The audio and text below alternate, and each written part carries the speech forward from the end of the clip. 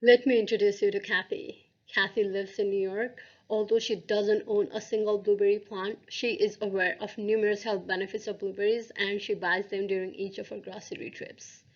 However, past 3 weeks in a row, blueberries in her fridge have been turning all moldy due to a fungal disease within few days of purchase.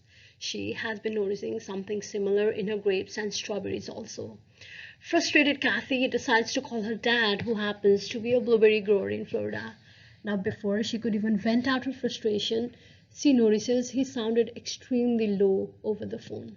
It ends up one of his blueberry cultivar was completely ruined with another fungal disease, and now he and his peers are wondering if they can spray newer chemicals to protect other cultivars because the older ones were no longer effective.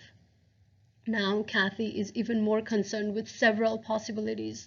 Possibility of impact of the sprayed chemicals on the environment, possibility of increase in market prices of blueberries due to increase in cost of production, and the possibility of our kids consuming the fruits that might be retaining the chemicals sprayed. I know you're feeling sad for Kathy and her dad, and maybe for yourself also if your blueberries also often rot in the fridge. However, I'm here with the good news. So to help thousands of consumers like you, me, and Kathy, and to solve problems of hundreds of growers like her dad, University of Florida's blueberry breeding program is working towards developing disease-resistant blueberries that don't require a lot of chemicals for disease control and are of best quality even after storing in fridge for long. Now, to better explain how we are doing that, I want you to think of a plant as a big Lego structure. Each Lego piece represents a gene, and when you put them together, can create an entire plant.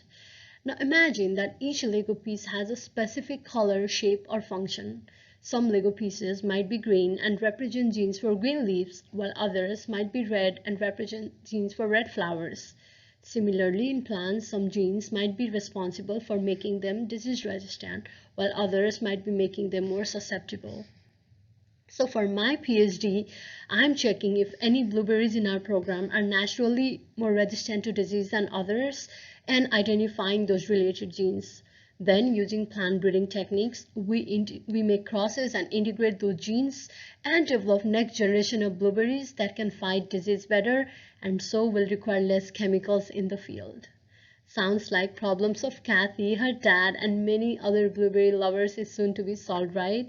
Also, to give you closer to Kathy's story, she was thrilled to learn that these genes from blueberries can potentially make grapes, strawberries, and other fruit species also disease resistant.